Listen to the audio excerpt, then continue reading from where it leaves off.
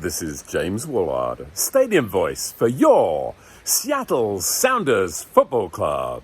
And you're listening to and watching PAA Game Day.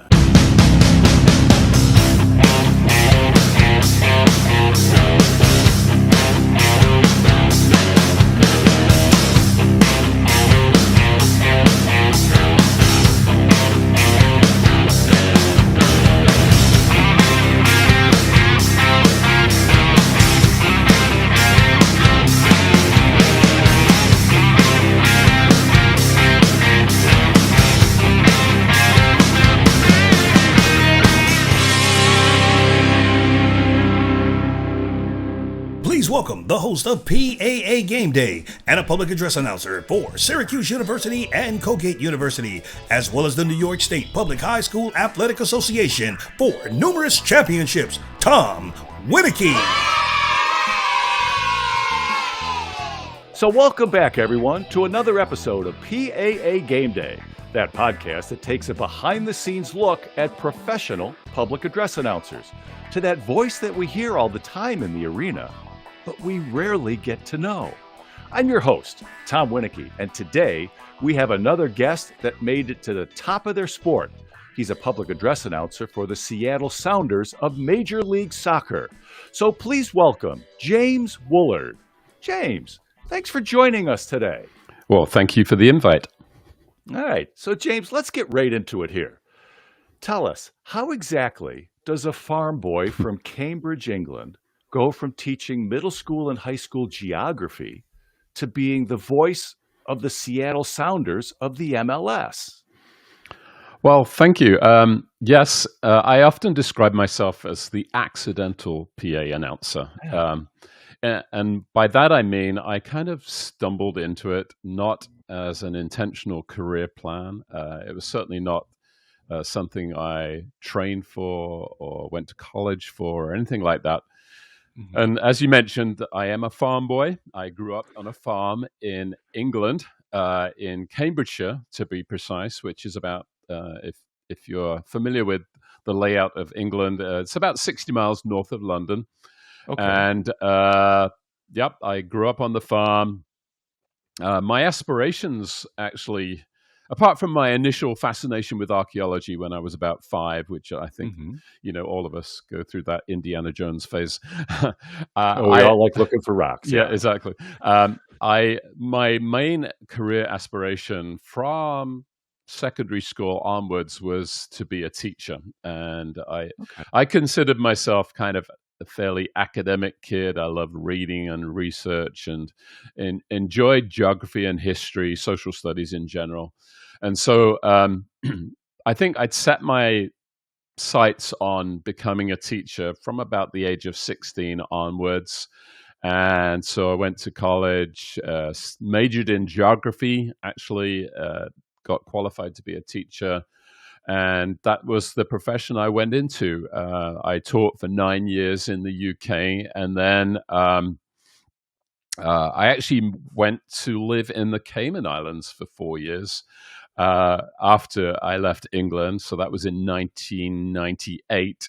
And then in 2002, looking for a new adventure, as it were, I migrated to the United States. My family had always been in love, if you like, with the United States. We loved visiting the country when I was younger. And so I randomly applied for jobs in the United States, all over, in fact, and ended up in Washington State, not far from Seattle initially in 2002. And again, in the field of education, I got a job as a teacher of geography in a middle high school in a place called Bremerton in the Kitsap Peninsula. Those of you who are familiar with the Seattle area will know exactly where that is, but it's a ferry ride across from Seattle. And then in 2003, I moved closer to Seattle, to an area called Bothell, which is actually where I now live. And again, still working in education. That's always been my career. And but a few people said to me when I came to the United States, I like the sound of your voice, which is I'm sure what motivates a lot of public address announcers to get into it initially. Okay. Yeah. Somebody has complimented them on the sound of their voice, and then of course I also had a unusual British accent, which was a novelty factor. So I think people liked that as well. So combination of the voice and the accent, and they said, you should do voiceover. So actually, I thought about it and researched it, and I looked up a coach in Seattle, a voice coach who specifically trains for the voiceover industry. And so I trained with a lady named Veronica Weikel for a little bit.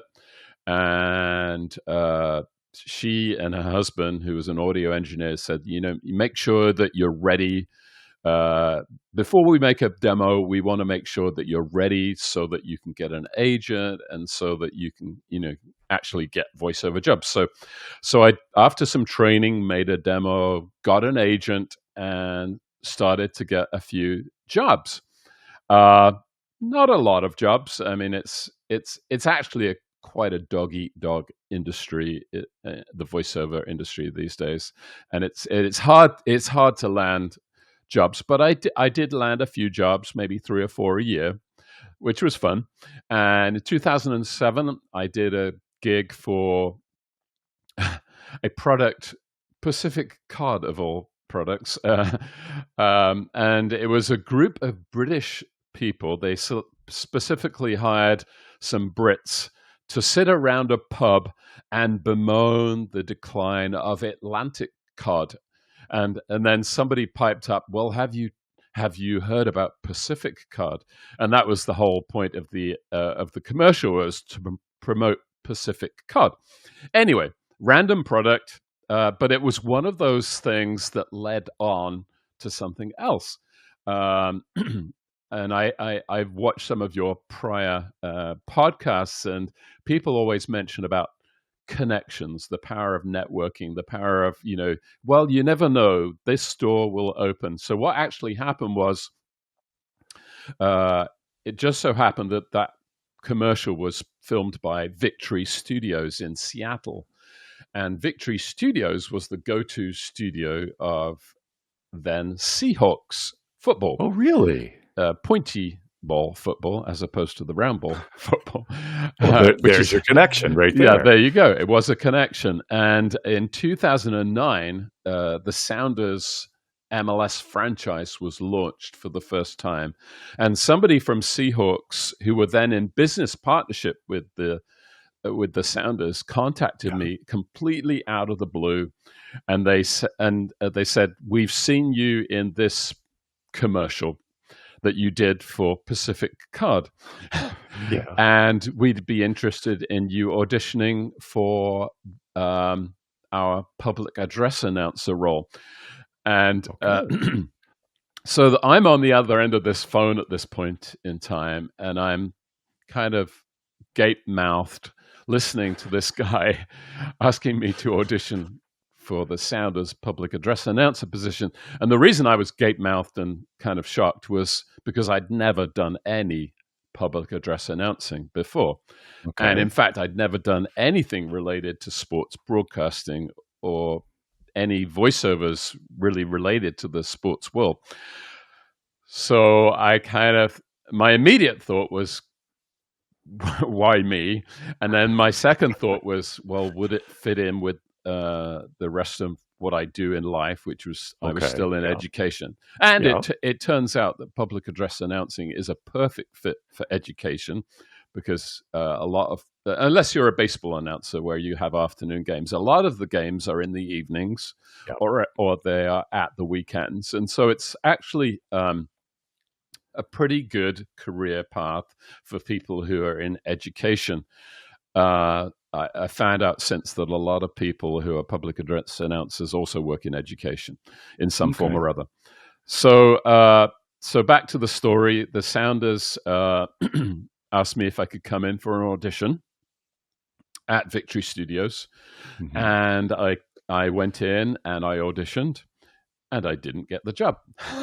Not surprisingly, because I think looking back at the time, I was very green, very unsure of how to be a public address announcer, I think. Yeah. So Okay. I kind of walked into it very inexperienced, and they actually opted to go with somebody else. But what they did ask me to do was the gate scripts. Sports fans know that when they're lining up to go into at least a professional sports stadium, you'll often hear somebody on the speakers outside the stadium telling the fans all the rules and regulations as you enter the stadium, and where can you go to buy tickets, etc., etc. So they asked me, even though I didn't get the job as the public address announcer, I think they liked the formal sound of my voice. That I think they thought, well, that'll be perfect for gate scripts. Somebody who who the fans can listen to as they're lining up to go into the stadium. So I recorded the gate scripts for the first ever season of the Sounders in 2009. And I thought, well, that's probably it. I'll never hear from the Sounders again. But in late 2009, they came back to me and said, our regular PA announcer can't do this game. Would you be willing to fill in? So I guess I hadn't screwed up the first audition completely, because they were willing to invite me back to do a live game. And again, I think that was in September 2009. So I subbed in for the regular PA announcer. And they even said at the time, because that was the year that the Sounders hosted the MLS Cup. Back in the day, it wasn't the winner that got to host; it was preset location, a bit like how the Super Bowl operates. So they even said at the time, if you do well, we might have you back for the MLS Cup in 2009. Well, it turns out they didn't have me back for the MLS Cup in 2009. So I guess again, I did an okay job.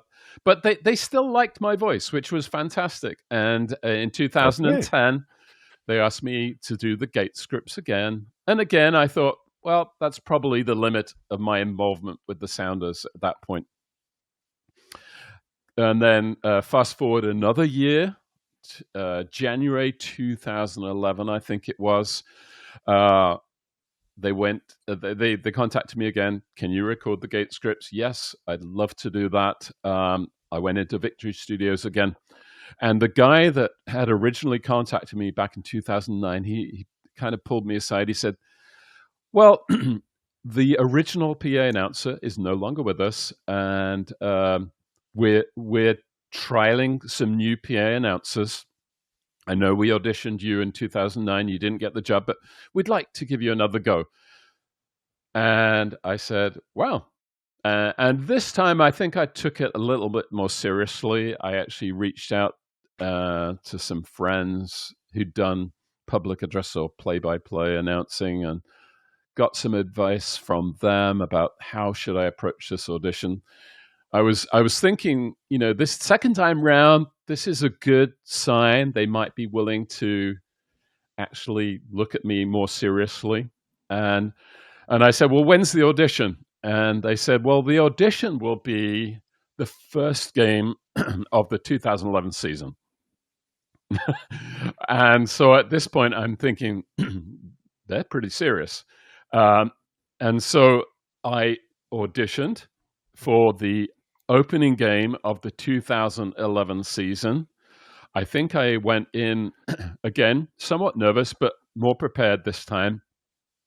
And I knew it was a live game, so I knew, a lot of people were going to be listening to me. And looking back, I'm sure I was not fantastic, but I was good enough that they said, we'd like you back. We'd like you to continue to be our announcer. And I think probably I was on maybe a game-by-game basis at that point in time. Okay. Who knows?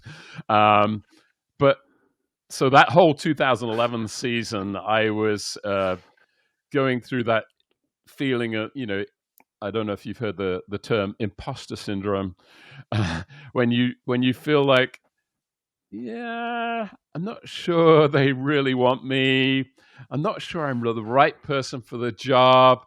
I'm certainly not feeling super qualified or experienced. And I was feeling like, I'm just finding my way through. I was finding my way through the 2011 season, but each week, each game, it was like, are they going to invite me back? And they did. And so by the end of the 2011 season, I'd kind of established myself as the stadium voice by that point, but wasn't counting on being invited back for another season. Yeah. I knew I'd made some mistakes. I knew I was still green, raw, if you like. But they did invite me back for 2012, and the rest is history. Go for it, James. Ladies and gentlemen, that's the end of today's match with the final score. Toronto FC 1 and Seattle Sounders FC 3. Seattle Sounders Football Club, your 2019 MLS Cup champions. So I've just completed my 15th regular season with the Sounders, and had our first playoff game of the 2025 season just this last weekend, or actually Monday night football in Seattle, and we beat Minnesota United FC in the second game of the three series round one of MLS Cup of 2025. So we'll see. We have to beat Minnesota United on Saturday in Minnesota to advance to the next round. But anyway, that's a long story, as you can tell, of going from being farmer's son in England to going into the education profession as a teacher to almost stumbling into the profession as the PA announcer for the Sounders without any prior experience, I might add, which I think is very untypical. From what I've heard, most public address announcers at least start off at high school level or something like that, and then progress into maybe college and then professional sports. So I went from nothing to pro sports. So I don't think I'm a huge. I certainly didn't follow the typical route into the profession at all. Let's take a short breather here, and when we return, James will tell us his thoughts on announcing different sports and his opinion of who he calls the monster truck guys.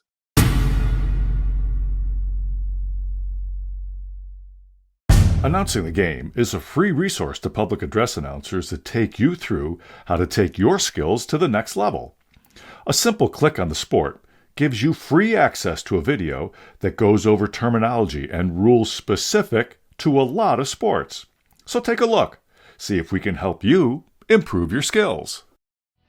So we're back with James Woollard of the Seattle Sounders.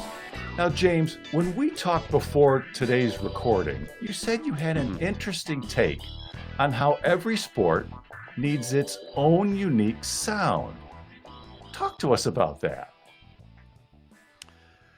Yeah. So I think, this might be seen as controversial, but I think it makes a lot of sense. As I am listening to different sports and different PA announcers in different sports, and also play-by-play announcers as well, it struck me that some sports are different from other sports. Now, obviously, that's stating the obvious. The sport is different, but it's the sound of the sport that's also different. And so when I go to a basketball game, for example, and I'm listening to the PA announcer, their sound is different from if I went to a pointy ball football stadium, or if I went to a soccer stadium.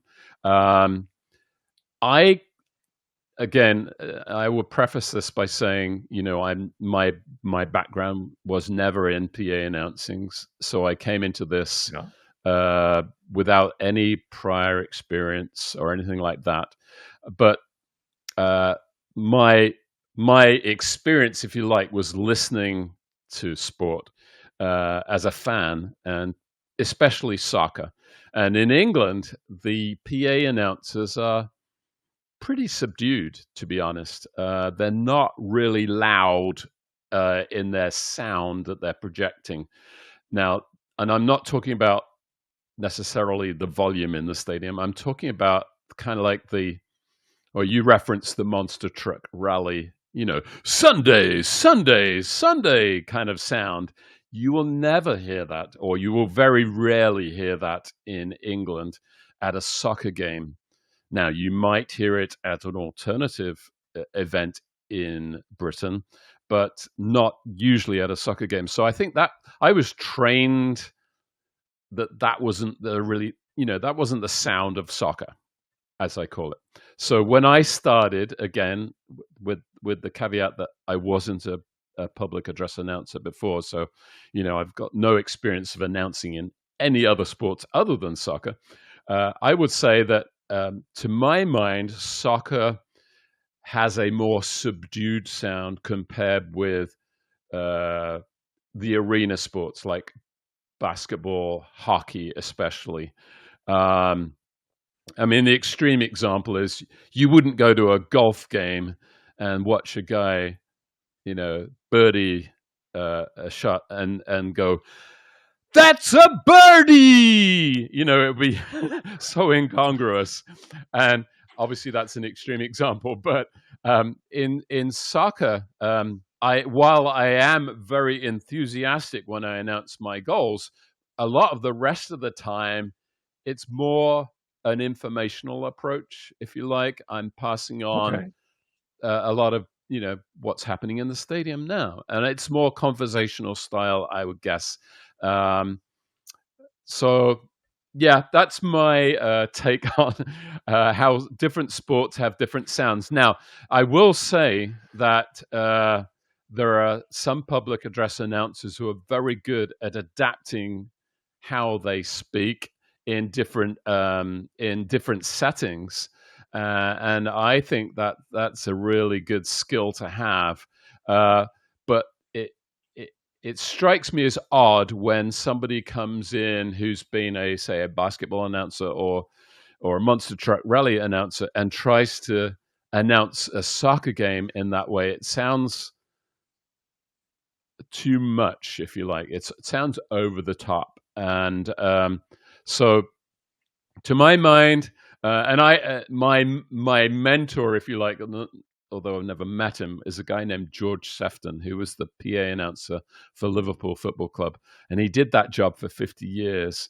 And if you watched a video of George in action, you probably would think, as an American, this guy is not a PA announcer. He literally announces goals like goals scored by Mohamed Salah in the 20th minute. And that's to the stadium. But he did it for 50 years. He just recently retired. And that was the way he did it. And it was very much a background person. He wasn't the showman. He wasn't I'm not here to entertain you. I'm here to just provide you with the information about what has happened during the game. And I personally like that approach. I was struck once by a comment I read. I think it was Michael Collins, who used to be the Notre Dame football announcer. He said, nobody is paying a dime to hear the public address announcer. Everybody wants to just watch the game. You are very much, as the public address announcer, you're the background guy. And so I've always thought that about myself. I'm not here to be your entertainer. I'm here to just provide you with information. Mm-hmm. Now, I've come across a couple audio recordings of you and the Sounders and your work there. One of them, talking about in-game announcements, with you reading the starting lineup, you read the Uh-huh. player's number and their first name, and then the fans answer with the player's last name. Now, did that start with the Emerald City supporters out in the south end zone of Lumen Field, or does that have a different genesis? Definitely a different genesis. That actually came originally from Europe.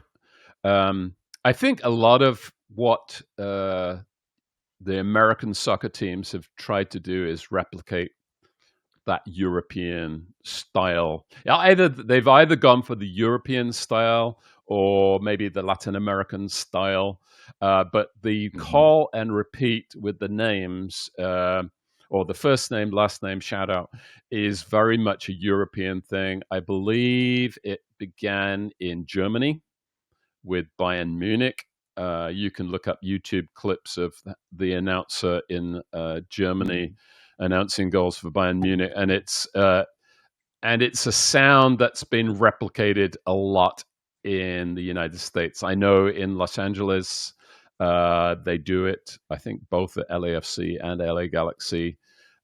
Pretty sure Okay. Vancouver does the same thing. We do it. So everybody's standing on the shoulders of giants, as Isaac Newton once said. You're copying what others have done because it's worked well. It's a great way of engaging with the fan base. Now, I previously mentioned I'm not the entertainer, but actually that's the most entertaining portion of our games. We do it in two ways. We do the starting lineup as the first name, last name thing. So, I'll go, and your captain in goal, number 24, Stefan. And then the crowd will chant back Stefan Fry's last name. So they will just say, Fry. And it really gets the crowd engaged in doing the starting lineup. So that was a one way in which we do it. The other way we do it is when we have a goal.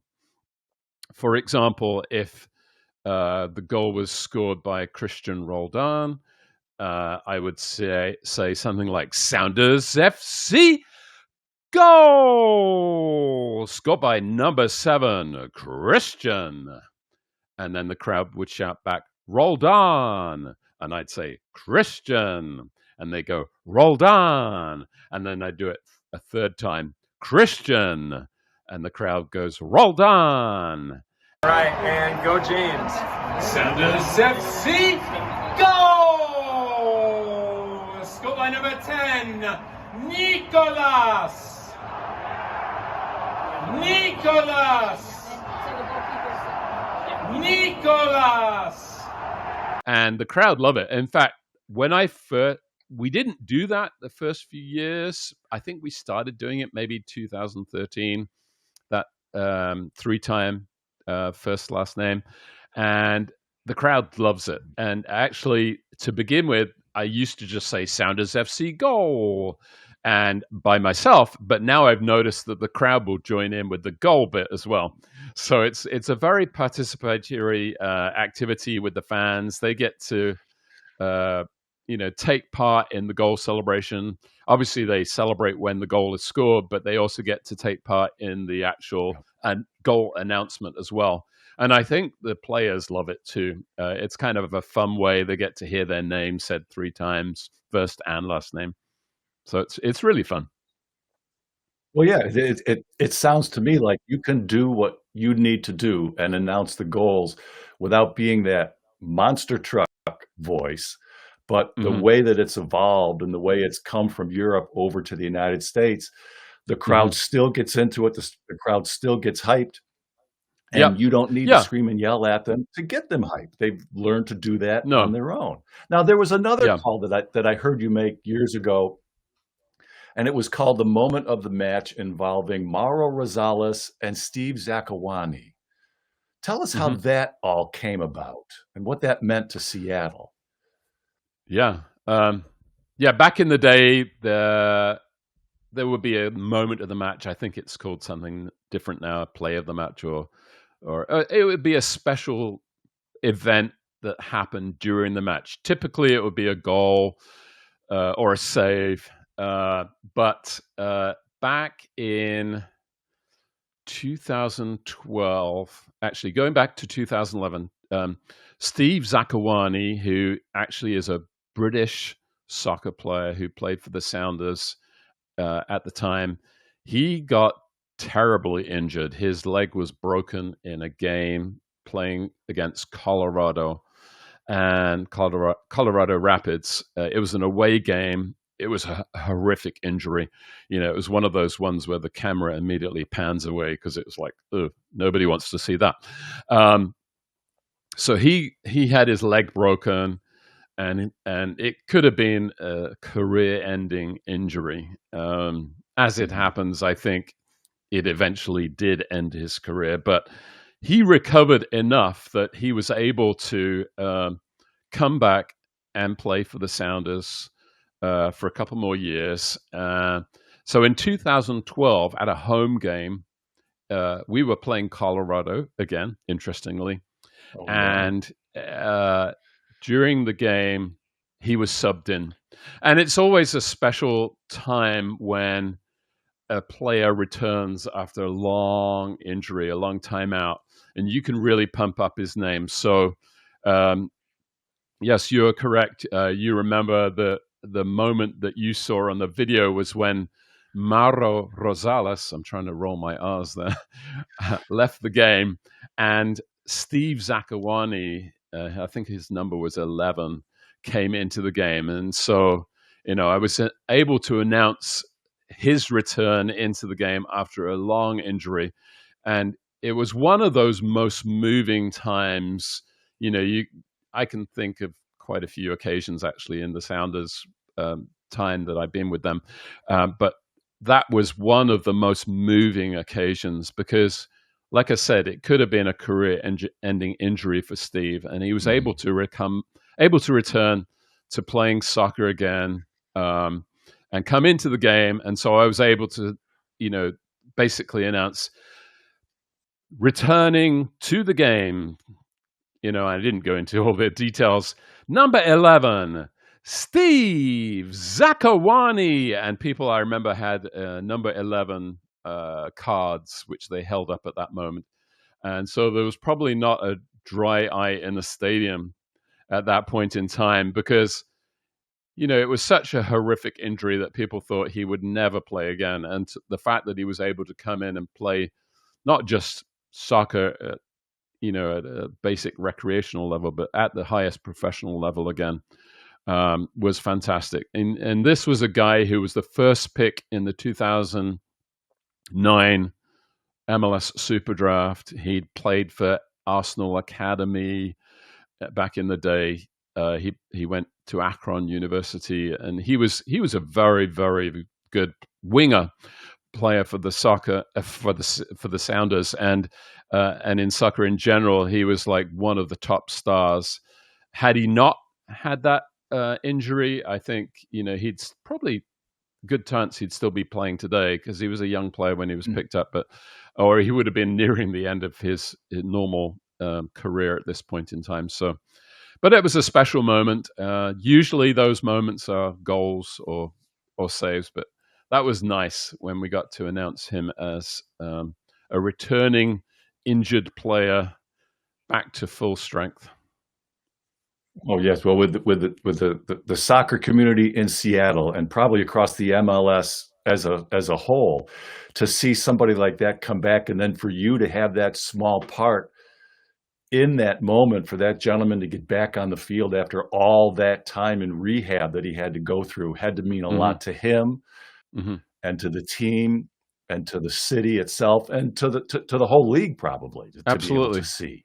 And actually, although Steve did retire, he has remained with the organization. He's a color commentator now, and I still see him around and say, "Hi, Steve," and he goes, "Hi, James," it's fun. Oh yeah.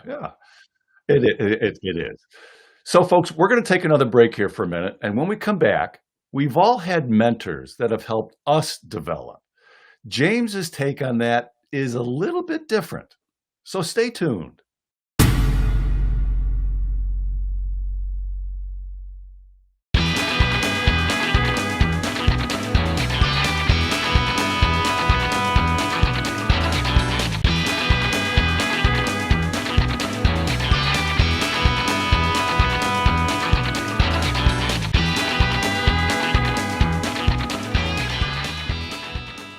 www.publicaddressannouncer.org.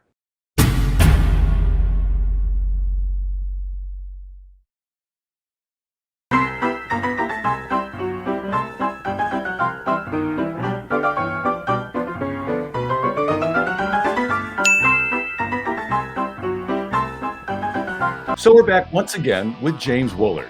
So James, I like to ask all of our guests about the folks that have mentored them along the way. But as we said in that tease, your take on that is a little bit different, isn't it?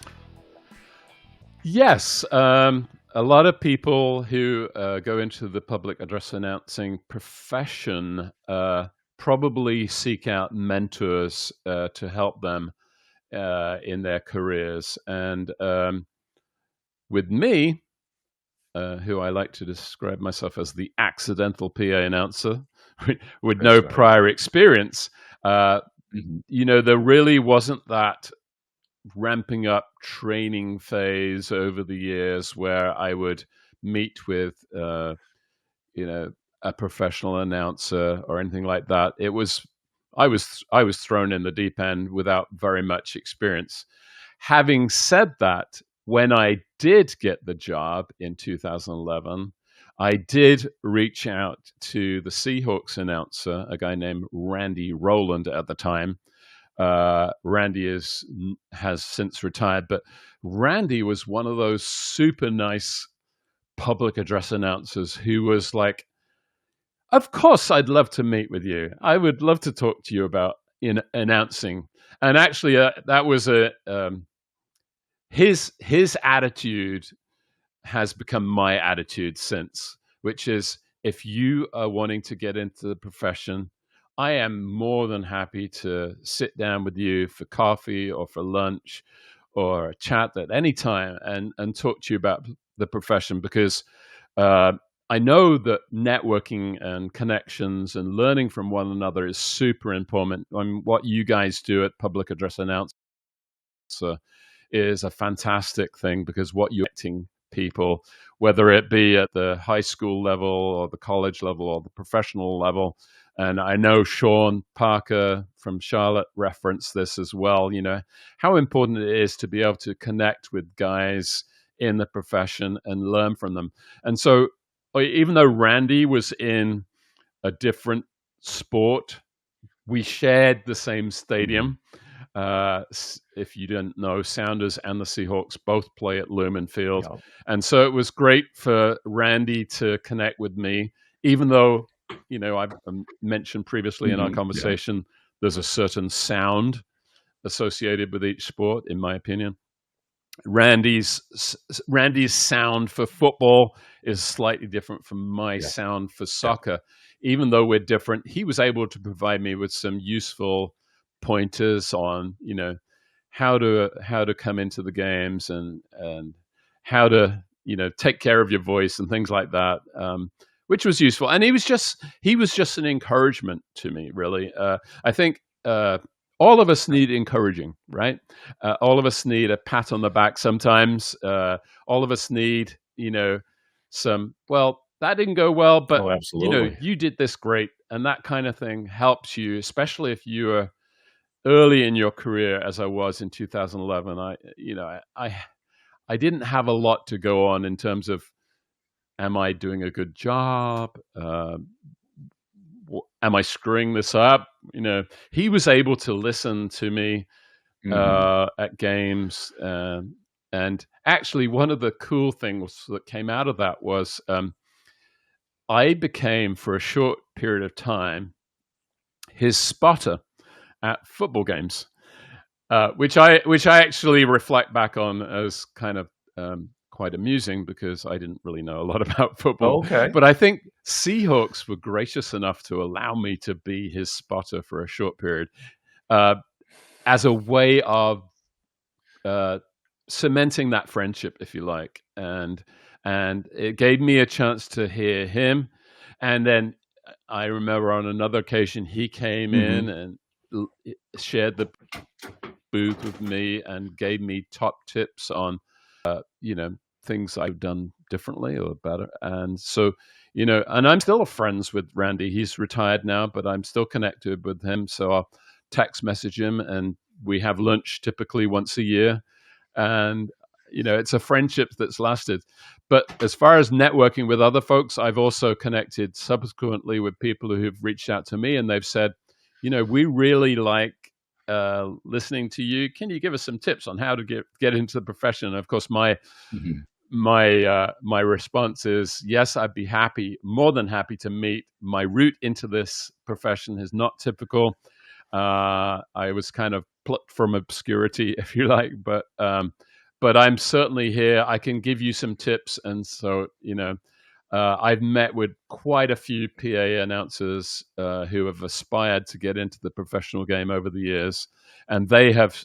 I think they benefited from meeting with me as well. Okay, well that's great. Well, let's give you a chance to do that again. You've been able to help other people along the way when they come to you asking for advice. Well, let's give you a chance to talk to our viewers and listeners here now. What advice would you give to a young announcer getting ready for their first match, their first game, or maybe to a more seasoned announcer just to remind them not to overlook something? What would that advice be? Well, thank you for asking that. I actually recently wrote something online, so I'm going to look at my cheat sheet. These are some of the things that I would advise anybody who is seeking to maybe get into the public addressing announcing field, or once they've got a job to kind of like do better in it. So I wrote down some things here which I think are helpful to all budding PA announcers. Number one, be yourself. Grande caramel macchiato for Jessica. Brown! Jessica. Brown! Jessica. Brown! I think a lot of people who go into the profession, probably they've been, inspired by somebody, which is great, but you don't want to just copy them. I think if you have the basic raw material to be a PA announcer, which is a good voice, you can be yourself without having to copy somebody's sound. So, and again, in my case, I didn't really have a lot to go on, but I certainly, would advise anybody now to don't try to be James Woollard. Be yourself. The second thing I would say to any PA announcer is always sound enthusiastic. Now, I said earlier in our conversation, see yourself as an informational person, but even in those informational reads, maybe it's just a commercial read or even telling people where to go in the stadium to pick up a particular item, you always want to sound enthusiastic. And the key there, and it's a voiceover technique in general, is always smile. Because if you smile, you'll always sound enthusiastic and approachable. So it's something I actually need to remind myself to do, because as you notice, the tone of my voice changed slightly when I smiled there. So I need to smile more. And then the third thing was something that we talked about earlier, was try to capture the unique sound of the sport that you're announcing. If you're going into soccer, don't approach it in the same way perhaps as you approach going into basketball announcing or ice hockey, for example. Okay. MOES for 3, 2, 1, go ahead. And here's the Delta starting 11 for your Seattle Sounders Football Club. As selected by head coach Brian. Wingback number 22, Kellen. Defender number 28, Jema. Defender number 3, Javier.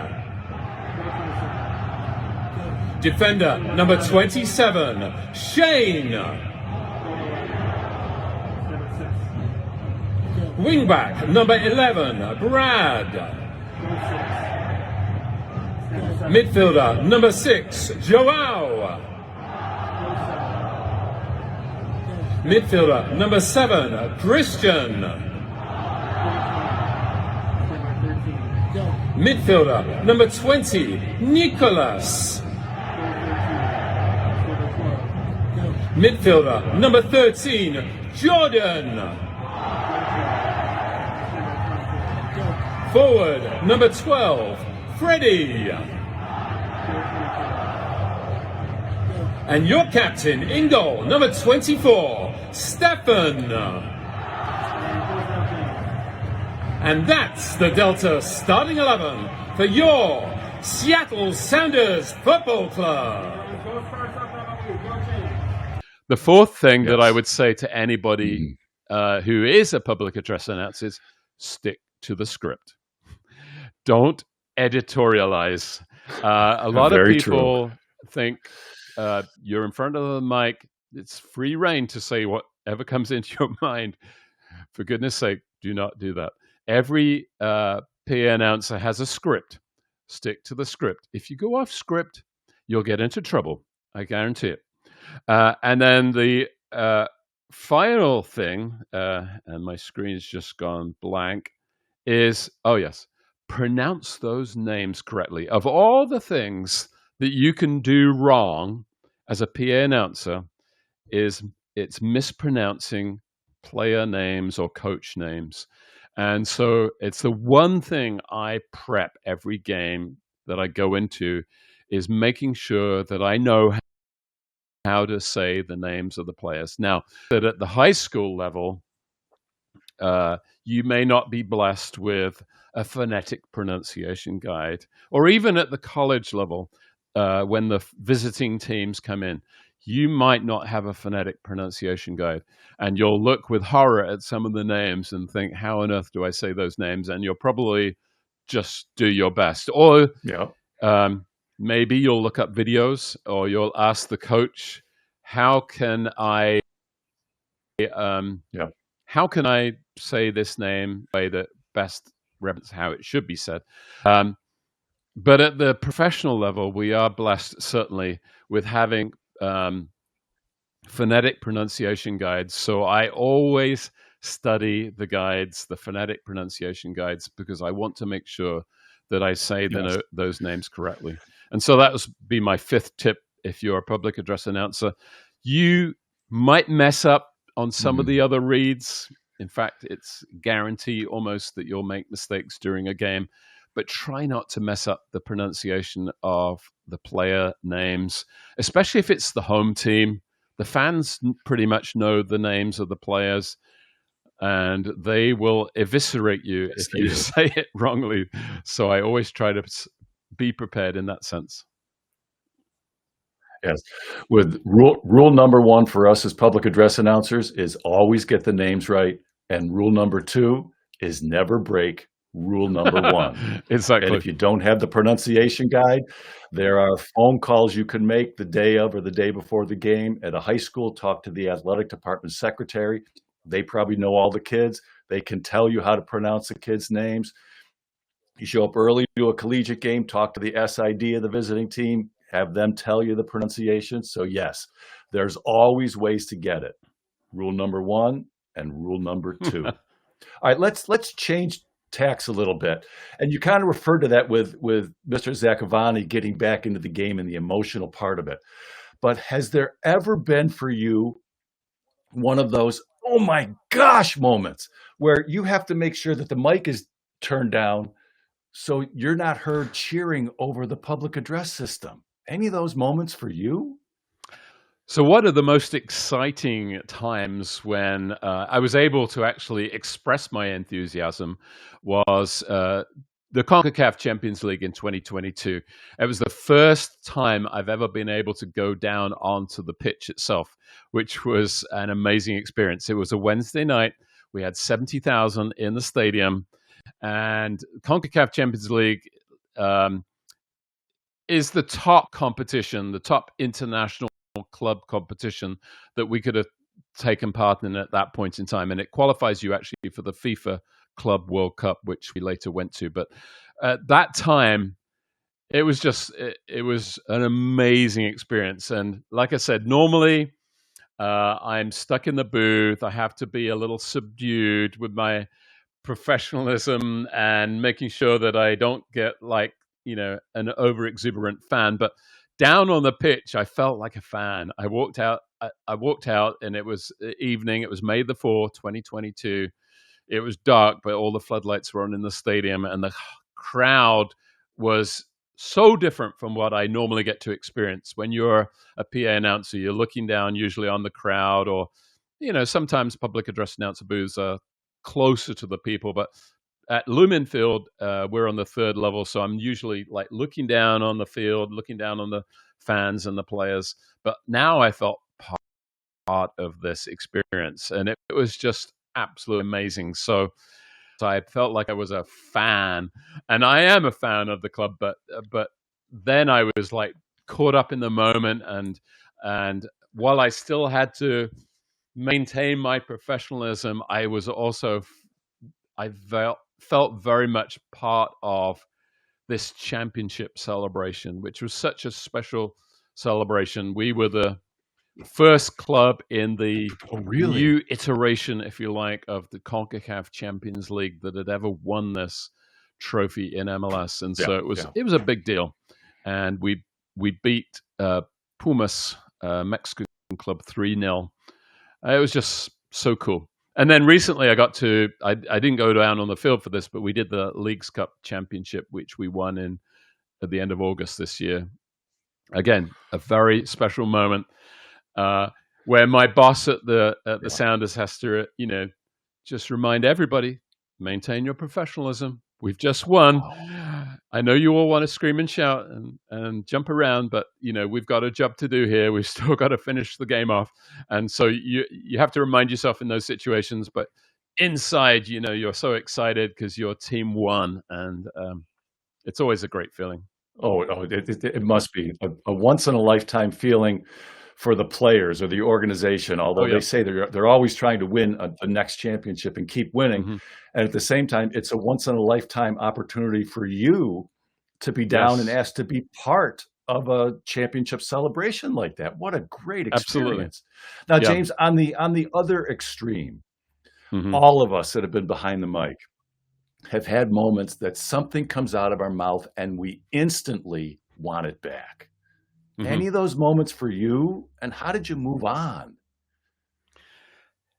Yes. Well, as I mentioned before, I went into this as a green, raw PA announcer. So, every PA announcer makes mistakes, and I had probably more than my fair share in the first year, but that's gotten progressively better. As a PA announcer, you perfect the art of reading from the script in a good fashion that doesn't have too many stumbles. Looking back, probably every single game you have one fluff, you have one mistake, you have one stumble, and I think it used to affect me a lot more back in the day. I probably thought in 2011, this is it, I'm gone. I mispronounced that word, or I had to say that word twice. I'm sure they won't invite me back. But I realized pretty soon, every PA announcer makes those mistakes. So that was a first way of kind of like coming to terms with it, realizing that this is a part of humanity, if you like. Mistakes come with the territory of being a PA announcer. But also, the way I tried to cope with it was by realizing, and I think some of your previous guests have mentioned this as well.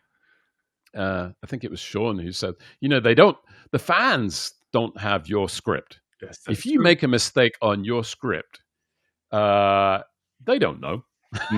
So that was another way of, coming to terms with it and realizing that, well, even though I noticed and maybe my boss noticed, and a few people in the booth noticed.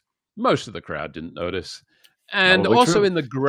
in the grand scheme of things, does it really matter? Now you don't want to have that flippant attitude that, No, you can just no. make mistakes, whatever. But I think you also need to realize this is just a game.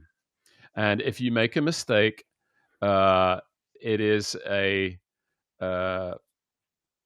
it's, par for the course, and it's not brain surgery. If you make a mistake in brain surgery, you're probably going to kill somebody. If you make a mistake as a PA announcer, Life it goes on. doesn't really matter. Yeah. It's just a game. Yeah, And I also think mistakes are a way of keeping you humble. I've often thought that if I make a mistake, it's helping me control my ego, reminding me, hey, you're not the be all and end all of this show, James. You are a fallible human being, so live with it. But the flip side of that, also making mistakes is a great way to improve. Absolutely, yes. You can figure out, hopefully, what went wrong and what will you do again. Now, you asked for a specific example. It just so happens I announced a game on Monday, and I rarely do this, but guess what? I announced the wrong goal scorer. Now, that's a big deal. But it wasn't just my mistake. I mean, the whole booth made the mistake. The wrong player's name went up on the screen and everything like that. So, everybody assumed or thought that this guy had scored. What had actually happened is one of our players had headed the ball, looked like he'd scored the goal. Actually, it had come off another player right at the end. So instead of announcing Jesus Ferreira as the goal scorer, I should have announced him as the assist and Jordan Morris as the goal scorer. Now, I was forgiven by the fans because, like I said, everything went up on the big screen as Jesus Ferreira as the goal scorer. So they assumed that I was doing it right. But it turned out that Jordan Morris had scored the goal. I, of course, immediately felt bad, felt like I'd screwed up. And we were able to do a correction pretty soon afterwards. But in 2011, that would have probably killed me off. I would have thought they'll never have me back now. Yeah. But after that mistake this week, I was able to go through, my thinking that I developed over time and realize in the grand scheme of things, this is not a big deal. But taking it as a learning opportunity, we have 30 seconds between a goal being scored and me having to announce it. And in that 30 seconds, we have a band named Soundwave, which is a funky brass band that plays a tune. And we got 30 seconds to determine who scored the goal. And sometimes it's not totally clear. It's probably even worse in some other sports. I would imagine, like ice hockey, where the puck is so tiny. Yeah. You're wondering who actually did score that. So in soccer, you've got 30 seconds. It was a reminder. We could have done a better job. We could have looked more closely at the replay monitors in that instant and seen, Jordan Morris did actually get his foot in the way there. He should get credited as the goal scorer in that instant. So, look at it as a learning opportunity as well. Yes. If you make a mistake, don't look at it as a gloom and doom. Or kind of, I failed. Woe is me. Right. I'm doomed. Right. Failure is necessary, which is an odd thing to perhaps to say. But I think failure is necessary in all walks of life if you are going to learn. Because if you cruise through life swimmingly, never thinking you're making mistakes, first of all, you're deluding yourself. Secondly, you're probably never learning from the mistakes. Absolutely. That you've made. Yeah, I've had other people tell me with this same kind of question, when I finally allowed myself to make a mistake and move forward, my mistakes diminished dramatically. They took the pressure off themselves. It does calm you as well, knowing, knowing that this is normal, instead of going into panic mode, which can affect your subsequent reads. Very true. Yes. As a public address announcer, if you get flustered, it can really screw up the rest of your reads. But if you can stay calm in the moment and realize, instead of kicking yourself in the foot, if that's even possible, I guess, instead of kicking yourself and thinking, I've made a terrible error, I'll never recover from this, you can just say, well, okay, I'll move on. Yes, exactly. And quickly move on. Exactly. But learn from it, but quickly move on. All right. And stay calm. Absolutely great advice. Now, we have one more quick question for you. With all the matches that you've done over the years and your background and how you've come up through this business, what keeps you coming back to the mic? It's a great question. I mentioned that I grew up in England and soccer was my sport. We call it football there, but it's the round ball variety of football. And I always loved watching football. So for me, nowadays, I get the chance to watch professional soccer in the United States up close and personal, be part of the game. But it's always been a sport that I've been passionate about. So the fact that I get to come to a game and be paid to work at a game, which is pretty cool. And I get free parking and food as well. This is amazing. It's like normally, if you're a fan, you have to you're buying your season tickets or your regular game tickets. It's an investment. I am privileged that I get to watch what I consider to be the best team. Obviously, I'm biased, in the best soccer league in the United States. And I get to watch all of that for free, and it's a buzz.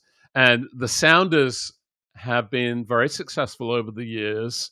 I joke that I am the only announcer to have announced his club winning all 5 North American trophies. But what a privilege that is, that I've gotten to be part of that experience over the years. So I'm very lucky. I don't take it for granted. I often pinch myself. I mentioned to begin with, I had imposter syndrome. I didn't think I was even worthy to call the games. Nowadays, I still pinch myself and look back on, my accidental announcing career with some amusement that, that I managed to even be in this position. Announcing soccer games. It's truly a privilege I don't take for granted. What a great attitude. What a terrific attitude. So, folks, that's it for another episode of PAA Game Day. And a special thanks goes to our guest, James Woollard of the Seattle Sounders from Major League Soccer. So again, James, thank you so much for taking time out of your schedule and agreeing to spend it with all of us. So thank you. Thank you, Tom. It's been my pleasure. Now, for all of us watching and listening in, thank you for joining us. And don't forget to check out publicaddressannouncer.org. We've got all those free resources for you. Game forms, referee signals, job listings, pronunciation guides, our free Announcing the Game video tutorial series. And after the show, drop us a review, whether you're watching at publicaddressannouncer.org or Facebook, LinkedIn, X, or you're watching on YouTube. Drop us a review. If you're listening to us on Spotify or Apple Music, again, drop us a review. We're always looking for constructive feedback as we put together our next podcast, when I'll be interviewing Jamie Coffey, the PA voice of the Golden State Valkyries of the WNBA. And she was also the first female public address announcer to work a game in the NBA and in the NFL. And be sure, folks, to share us with others out there who may want to learn more about the voice that they hear in the arena or the stadium or the ballpark, but they rarely get to know. So until next time, I'm Tom Winiecki, and I can't wait to hear you on the mic.